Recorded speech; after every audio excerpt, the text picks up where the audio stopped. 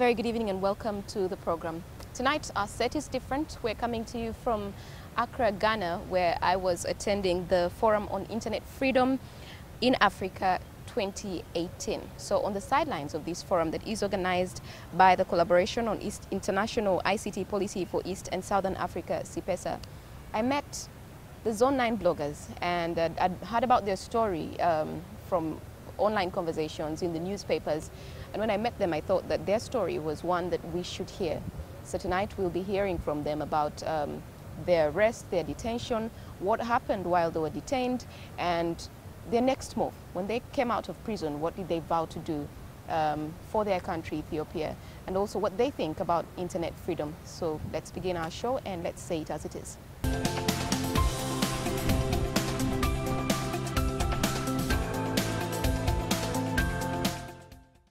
We are members of Zone 9 Blogging Collective. We are from Ethiopia.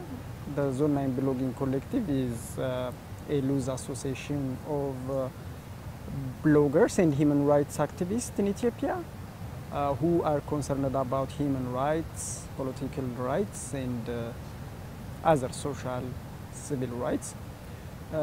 We have been blogging since 2012. Due to our blogging activities and our social media campaigns or online campaigns for the respect of human rights or human rights in Ethiopia, we have been prosecuted, intimidated, surveilled, and we have been even charged of terrorism charges, bogus terrorism charges. Let's go back to the beginning. Okay. All of these things that you're saying happened to you Yeah. just because of the blogs that you were writing, right? Yes. What was the content of these blogs? What were you saying? Give me an example. So we conducted a campaign on social medias. So we write about human rights,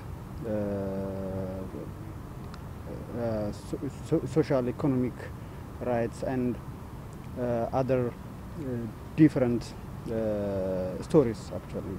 So we campaigned about political prisoners who were accused of the same charge that we were charged. So these political prisoners sent to prison because they exercise their rights. So we do some advocacies for them, as well as we coordinated a series of social media campaigns demanding the government to respect the constitution and to respect freedom of speech, freedom of expression, and freedom of assembly. So these campaigns has been bothering the government, so they took a decisive measure against us. So that measure was we expected that they charged us with terrorism and spent 18 months in prison. Let's go back. So you're at your homes, you're at your offices, and the police shows up. Where were you? Okay. I was in my office, so I was a law professor in a university, and at 3 o'clock in the afternoon, or at 4 o'clock in the afternoon, someone just called me and told me about one of our colleagues' arrest. Police came to her office and they took her. He told me, and when I tried to call my friends, both of them, they didn't pick their phone.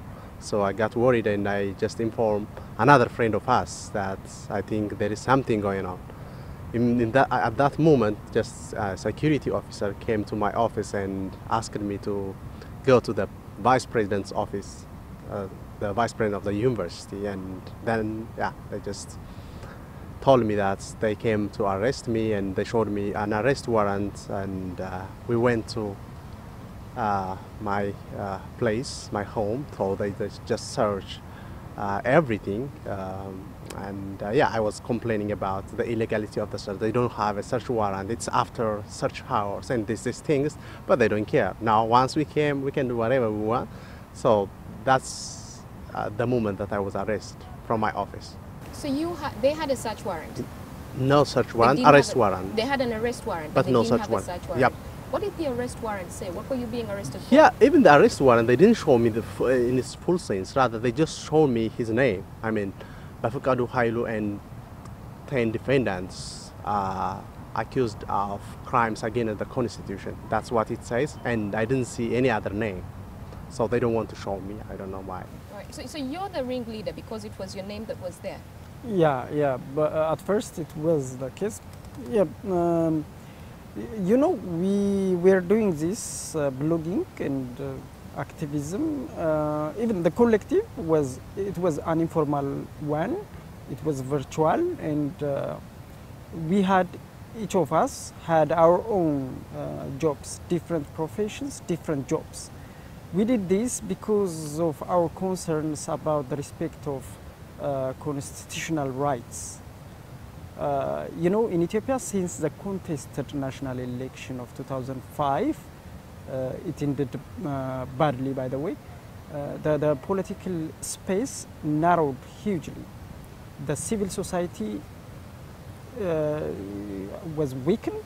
Only 5 organizations, for example, remained that work towards human rights for 80 to 100 million people.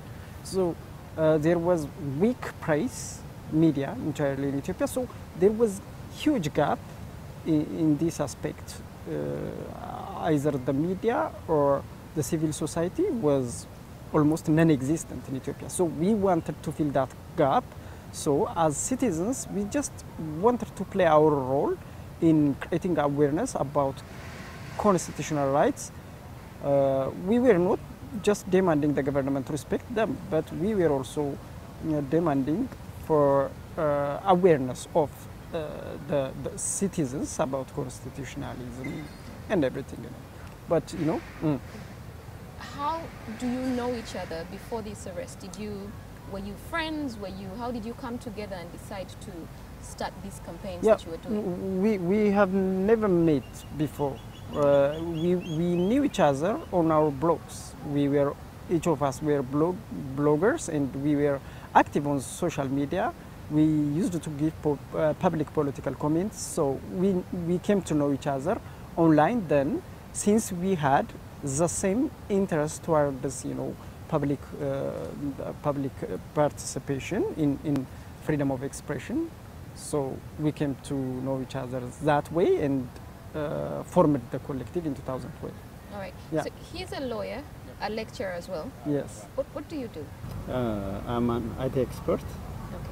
Okay.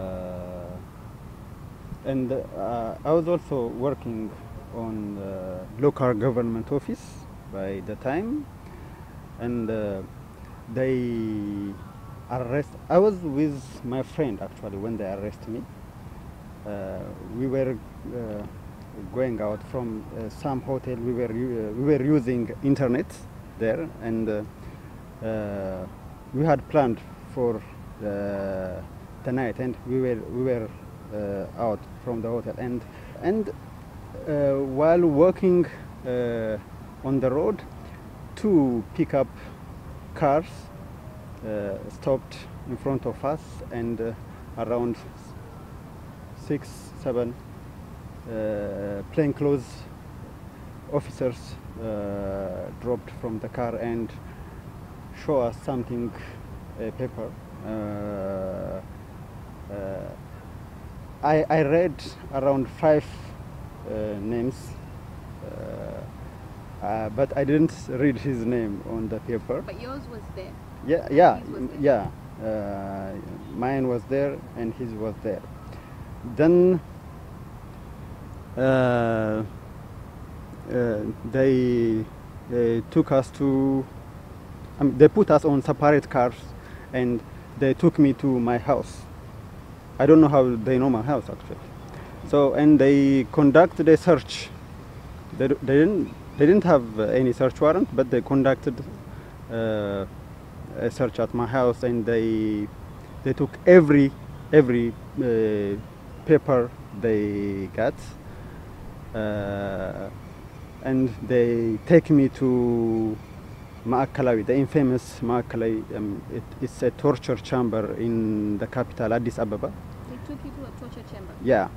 So, and I met some of my colleagues there while registering their names on the gate. So that's how I know some of us are detained. So all of you were taken to the same torture chamber? Yeah. It's a torture chamber, not a prison? It is a detention center, but it is called torture chamber because there was, I mean, it is known for the torture within it, you know, interrogations in Ethiopia, especially if you are a political prisoner, you pass through challenging times, through difficult torture. So that's how people named it a torture chamber, but officially it is not, of course. Yeah, it's officially the Federal Federal Crime Investigation Center. It's called actually, but in the past 50 years, or the past half a century, there is this stories of torture coming out of that place. So because of that, when people think about that place, I mean, torture is the first thing that popped out. So. Yeah, that's right. why we call it. So you're put there for 18 months?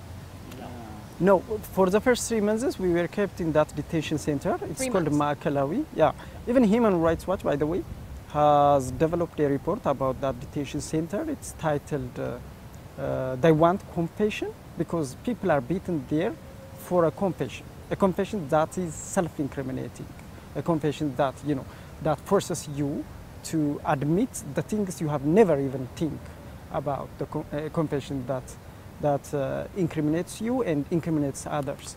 So we were kept there for 3 months without having formally charged.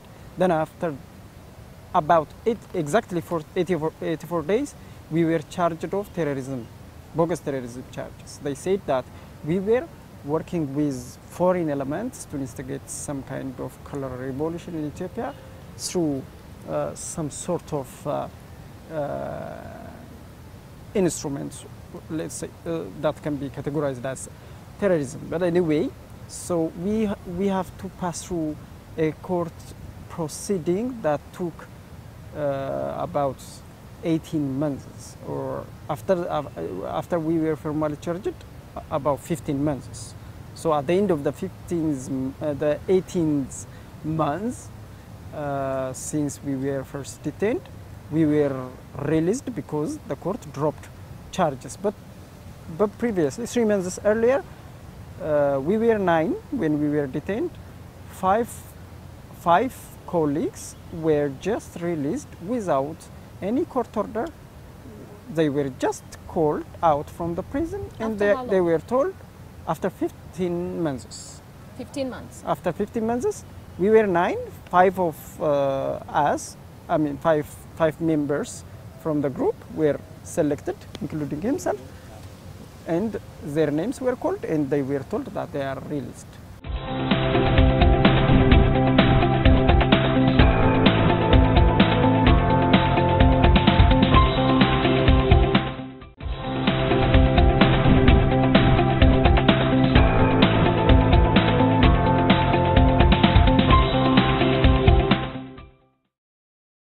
During all those 3 months or 84 days, we were not formally charged, but we were always interrogated in the morning, in the afternoon, and in the evening. They ask us things, mostly different things about our activities, about what our end goals are when we blocked. Okay. But when they charged us, they claimed something else. What they did was, they arrested us and put us on the investigation center, and they were looking for a crime against us. They decided that we should be in prison, but they don't have any evidence to take us to court. So they have to beat us, torture us, so that You were they, tortured? yeah, All of you? Yes. yeah, all of us. What yeah. kind of torture are we talking about?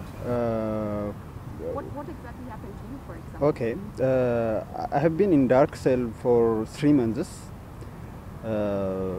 They used to interrogate me straight 12 hours.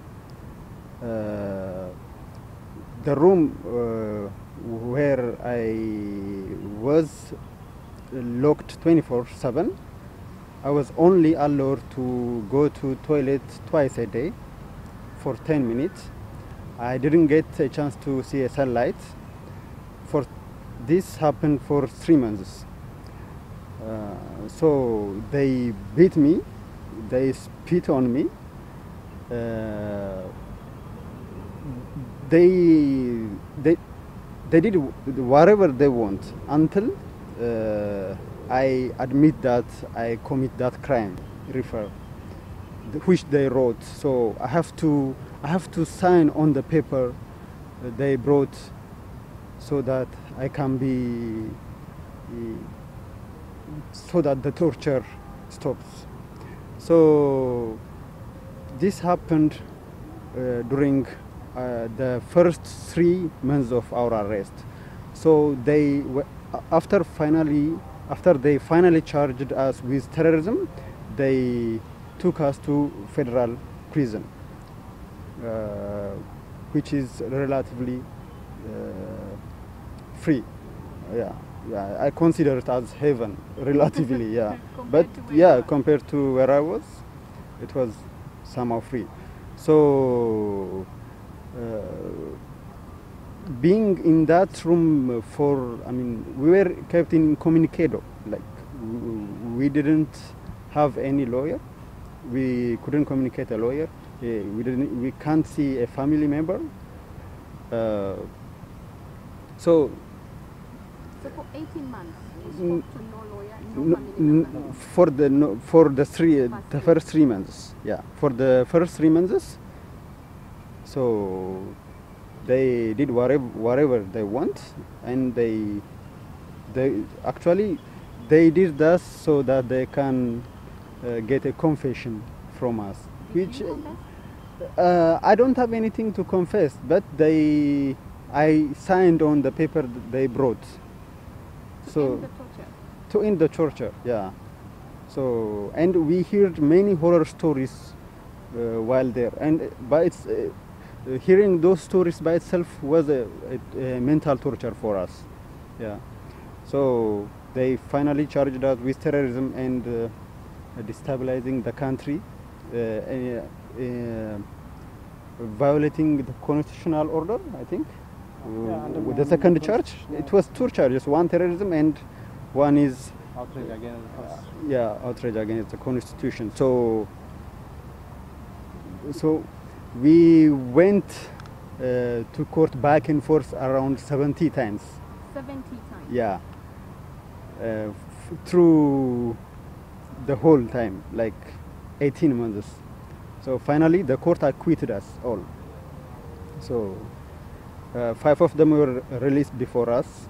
So, and 4 of us were acquitted by the court. I was forced to do a lot of physical exercises that hurt. For example, they sprayed my legs, and they forced me to stand while spreading my leg. My hands are cuffed, and I should stretch them up. So after 5 minutes, it is really unbearable. But when I put them down, they beat me, they kick me, they slap me.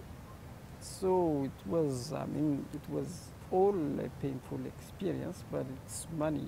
It is, like I told you, it has, we have been in that detention center for 3 months, especially for me. For the first 17 days, there was no single day I was not slapped, at least.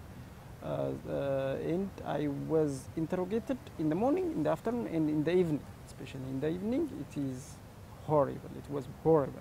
Yeah. In 2012, actually, 3 months after we launched our blog, I was kidnapped from my workplace and I was tortured for 3 hours by security officers who identify themselves that they are working for the National Intelligence and Security Service, and they were warning me about my activities. They were asking me about my colleagues and who is supporting us, who is behind us. So yeah, I was warned before. Then in 2014, we got in prison, and yeah, I was insulted, I was threatened, and yeah, everything was happening, but I didn't physically got physical abuse. Right. So you're released 4 months before they are released. Yes. When you got out, what did you do? You're a lawyer, you're a lecturer. Yeah.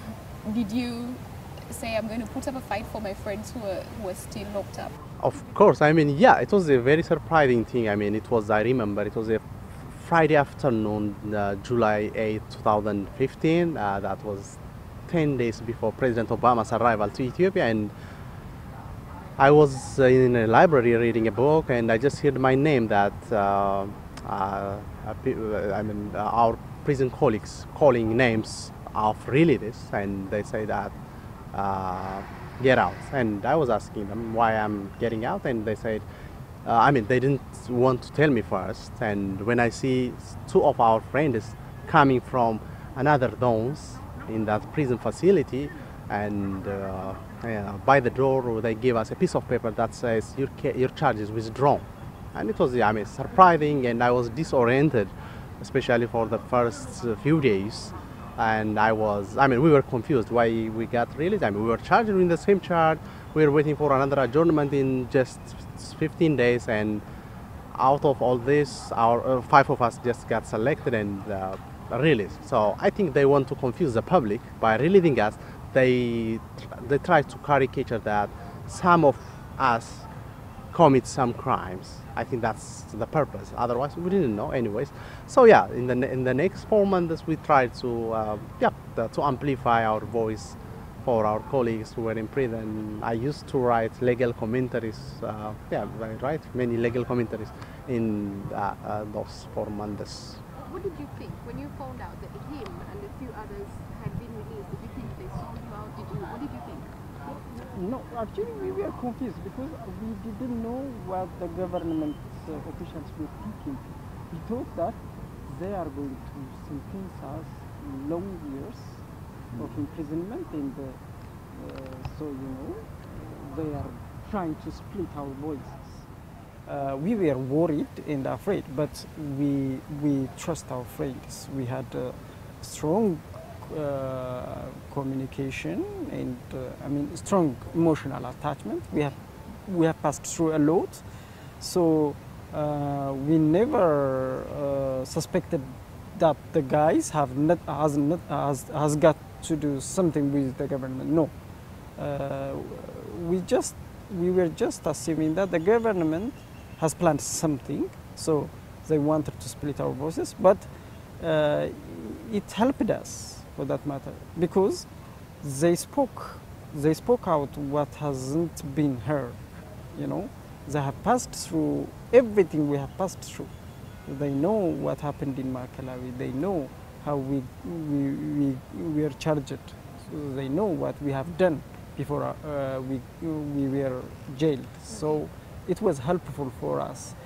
Everything the government does actually backfired. Even jailing us had backfired on the government. So social media was going on and on about it. Yes. You were trending. Yes, the campaign was big and global. Who picked up the campaign? It started locally, but there were many human rights organizations that have been working with us, including Article 19, Freedom House, civil rights defenders, and many. Right. So when you came out, what was it like? What did they come and say to you after 18 months? What did they say? What happened on that day? Where were you? What were you doing? Well, when I got released? Yes. Okay. Again, I think it was Friday, so we went to court. They read all the charges and evidences and their verdicts. They said that we all are no, three of us were acquitted. And one of our colleagues lower the charges, his charges downgraded from terrorism to inciting violence, which carries only 6 months of sentence. So 3 of us acquitted, but he has to stay for few days to get bailed out. Yeah. Okay. So, but they didn't release us at that day. So on Saturday, family came and visited us. Still, we didn't know that we will be released. I mean, from the previous cases, they have a culture of, keeping prisoners who have been acquitted by the court. So the prison itself keeps you. Even when the court has said Yeah. So yeah, and they will bring a letter from the Supreme Court that that our release paper has been suspended, or the verdict has been suspended. So we were expecting that, and on Saturday afternoon they just call our name and they say that we are free to go. So we didn't believe that. While walking, even we were really suspicious that they might call our name again. Yeah, and it was the happiest moment. At the same time, our friend were. We left him in prison, so I had to get a local ID on Monday, so returned on Tuesday to visit him in prison. Yeah. So, something can happen. Something can happen in authoritarian regimes because they can do anything they want. Were you afraid? Yeah, always. Not only when I am in prison, but also even when I'm not imprisoned, I'm always afraid because they can make up anything to get me jailed. So Yeah, even this now, is a feeling. as you're sharing your stories, and you know they're going to be online, they're going to be on national TV, just about anywhere. Yeah. Are you afraid for your lives? Are you afraid that Now things are changing for the better, I guess. At least at this time, we are not afraid of.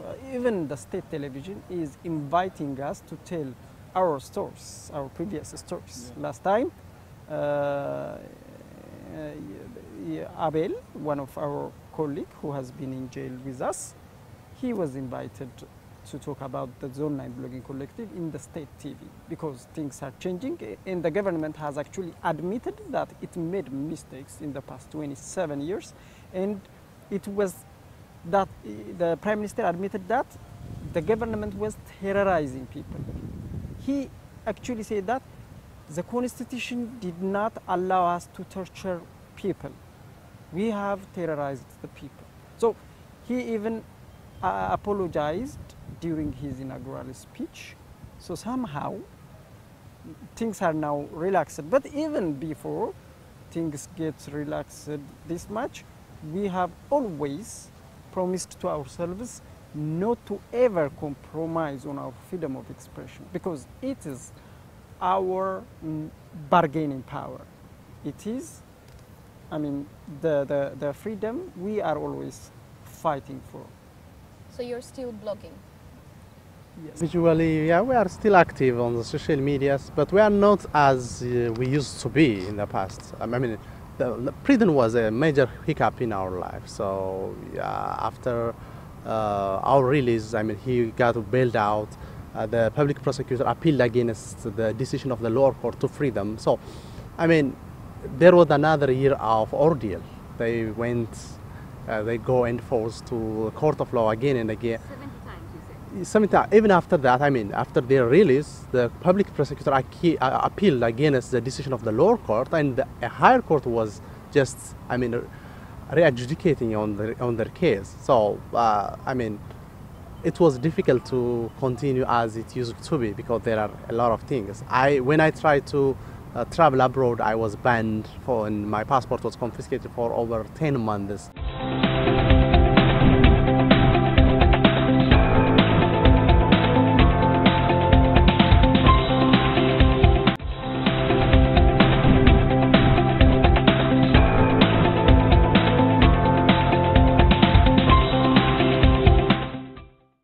They also, I mean, they got their passport up recently actually. One of our colleagues just got last month.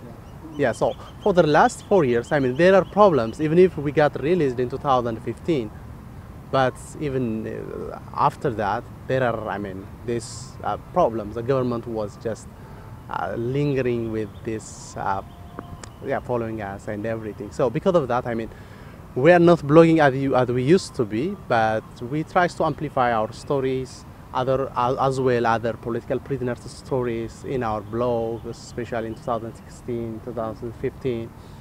But since then, I mean, there are major political changes in Ethiopia, so that, I mean, we have to take the backseat for a moment and look for what's happening, so that we can come back after we sort out how we should engage with the public anymore. Okay, all right. Do you think that social media played any part in your release? Yes, I believe so. I mean, the Free Zone 9 blogger campaign was one of the most successful social media campaigns in the world. I mean, if you see data, Twitter data, Facebook data, it was a very global trend, and we feel that, we know each other on the social media. We were very active, so because of that, we have many friends who can advocate to us. Because of that, I believe that it plays a bigger role in our release. Do you appreciate social media more now, even more now, knowing that? Yeah, it works. It works. I mean, our model is a showcase. I mean, from the very beginning, when we blog, we used the social media to promote our blogs. We reached out people, citizens, and even we somehow pressured the government through the social media. We shared our blogs. We ran campaigns on the social media. So it has effected change in the government, and also when we were jailed, it amplified our repression to the world, and it helped it helped to pressure the government so that eventually it releases us. Not only to us, even in the ongoing political development in Ethiopia, the role of social media is great. Okay, right. Are you telling the stories of the people that you found in the prisons? Are you sharing the stories, especially the people that you found to be perhaps wrongfully in prison? Yeah, I mean, we have been engaged in different projects after our release, and one of the activity was monitoring trials, political prisoners trials, and politically motivated trials. So we have uncovered many stories, people who have been charged with terrorism. So not that terrorism, but people who are critical of the government, people who ask their rights, and their fate is known that it's being charged with terrorism. So being in prison cleared everything to us. So, and we learned that there is much to do. So the moment we got released, we start to participate in different projects, So, and social media helped us to uncover and release these stories to the public. Since there were no free independent medias, those who are publishing, they are not viral. So the only outlet we have is social media. So we utilize it well, and campaigned for those who remain in prison. And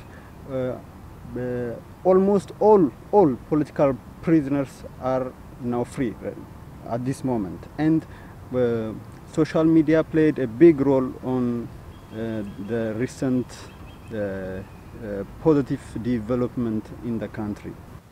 You all seem very positive about the future for Ethiopia. Yeah, I mean, yeah, I'm positive about today, as you said, but the future, I think it's very complicated to say. Yeah, it takes a profit. After your ordeal, do you follow what trends are happening in other African countries, for example, similar situations to yours? Yeah, rarely, but I cannot say I'm following what's happening elsewhere in Africa, that in that detail. But no, I mean, but yes, I hear some of the things, like Bobby Wine was jailed and tortured. Okay, I thought that one would come up. I mean, because of Twitter, I mean, I followed many African activists from different African countries. So because of that, we hear the stories from everywhere. We have Bobby Wine is a recent example. Even in Rwanda, we hear the political prisoners' stories. In Angola, do you remember the Angola, the 15? Yeah. In Cameroon as well. I mean, yeah, we actually are part of what's going on the Pan-Africanist activist circle. Yeah, more and more, I am feeling more African than than Ethiopian. Of course, Ethiopia is part of Africa, but I mean, I am feeling like to feel only more of Pan-Africans than Ethiopians. So the border within Africa, it is not relevant anymore, because we all pass through the same challenges and we should face them together. And we should decide on our fates together. So everyone in Africa should be concerned everyone else in Africa. That's what I think. So countries shouldn't fight their struggles alone. On their own. All right. Yeah. What do you think about, and this is one of my final questions, what do you think about internet freedom in Africa? Really that, the internet penetration is growing. That's a very promising thing. It's a global trend actually, not only Africa. But if you see the continent, I think numerous governments across the continent are copycatting major restrictive tactics to tackle, internet freedom and freedom of expression. So there are computer crime laws. Since 2010, almost every African country adopts new computer crime laws, one after another. Anti-terrorism laws, most of the time targeting activists, social media activists. Even the CSO laws are copied everywhere from Ethiopia or maybe from Kenya as well. So there is this trend of, there is this very contagious thing that governments tries to restrict Africans speaking online versus Africans who are trying to speak. So that's, I think there is this very stiff relationship between the states and the people fighting for internet freedom. Fiction must be relevant for the issue that is decided by law, and the speech must be directly associated with the issue that must be restricted. Or anyway, there is this three-part test before restricting freedom of expression, because we have to be very, very careful before restricting freedoms. Your final one. History tells us that when the government passed some laws, it is to protect the ruling party, not the people. It's clear. When they put some laws that restricts people's rights, it's not they draft the law to protect people's interests. It is to protect the ruling regime interests. It's clear. So we need more free institutions, like the justice system has to be free, and other organizations, especially human rights organizations, has to do their works through the society so that they can serve the society. So it has to be the laws has to serve the people. I mean, not the government or the regime. We'd like to thank you once again very much for sharing that with us. And that was our show for tonight. Thank you for watching.